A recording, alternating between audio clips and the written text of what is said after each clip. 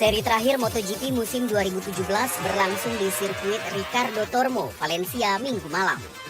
Dua pembalap Repsol Honda mampu mendominasi jalannya balapan. Laga ini juga diwarnai dengan jatuhnya rider Ducati Jorge Lorenzo dan rival utama Marquez Andrea Dovizioso.